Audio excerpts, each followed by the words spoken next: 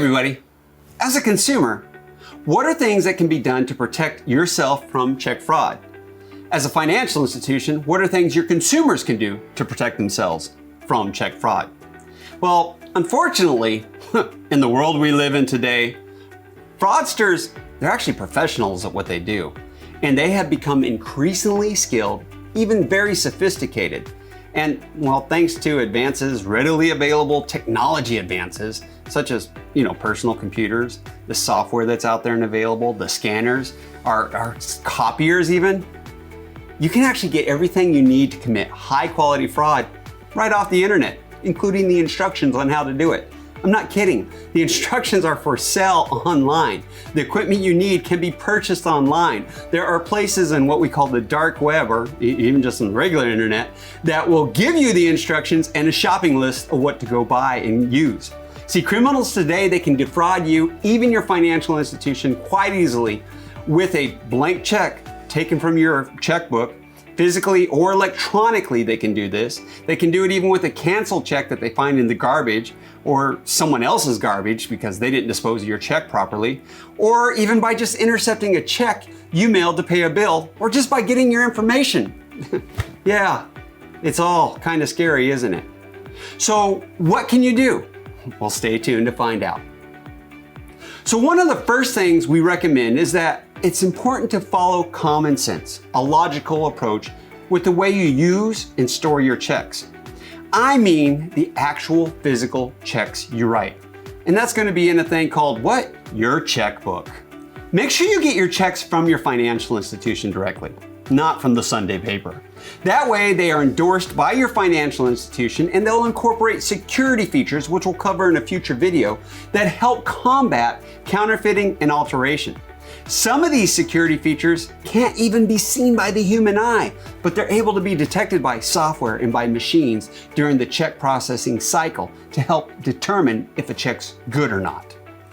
Okay, your checkbook, well, make sure you store your checks, even your deposit slips, and your bank statements, and even your canceled checks, if you do get those, in a secure and locked location. That is, if you get those types of things. Some of you may do everything electronically, but you may have a physical checkbook. Store it securely. Never leave your checkbook in your vehicle or in the open. Now, I'm a little older, and I really can remember when people, yes, would actually keep their checkbook in the glove compartment. So it was easy access wherever you went. It's kind of like how we carry a debit card around now. A lot of us would carry our checkbooks around with us and have it easily and readily available. Don't do that. Something highly recommended is to reconcile your bank statement regularly, at least monthly, at least every 30 days within receiving notification that it's available. That's at a bare minimum. I mean a bare minimum. And so that way you can detect if there's any irregularities.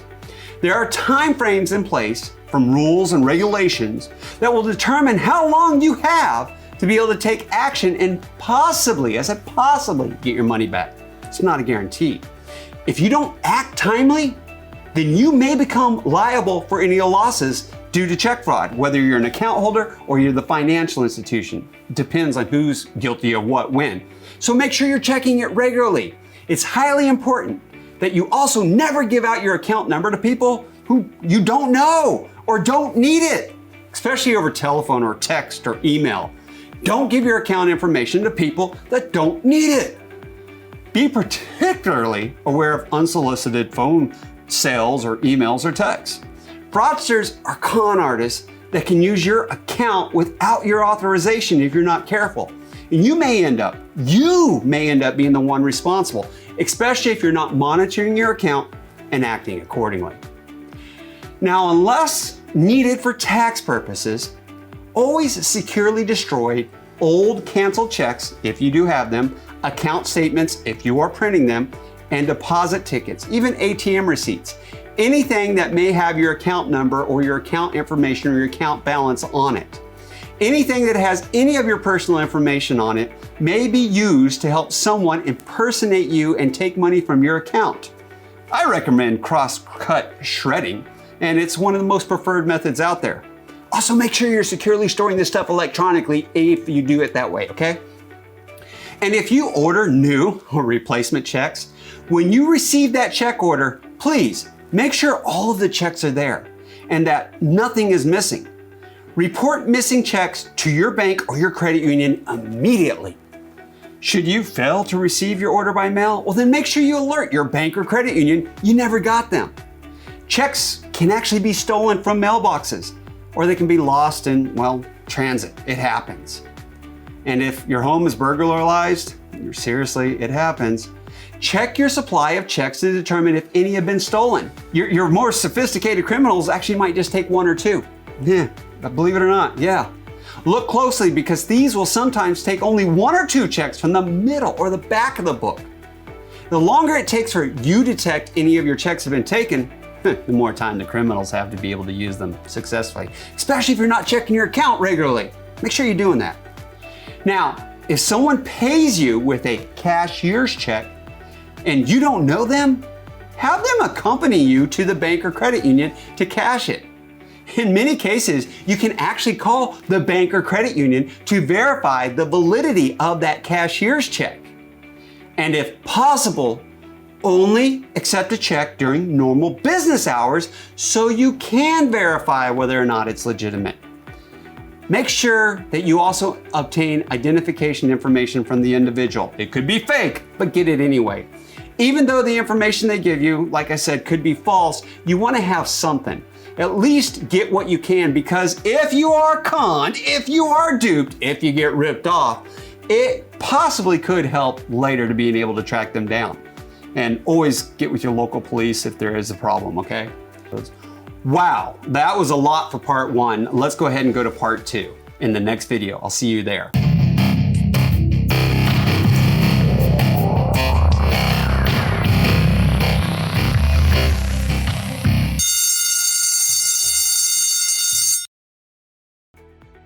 If you want to make sure you don't miss any future videos, then please check out our YouTube channel for Payments Professor. And while you're there, make sure you hit that subscribe button. You can also head over to paymentsprofessor.com, where we have full courses just like this one, broken up into short videos to help professionals like you succeed in the world of electronic payments. We greatly appreciate your support. And if there's a video, maybe a topic you'd like to see addressed on electronic payments, then all you have to do is message me, or you can email me, kevin@paymentsprofessor.com. We are here to serve and to help you by creating exceptional education that is fun, entertaining, and engaging. I'll see you in a future video. Class dismissed.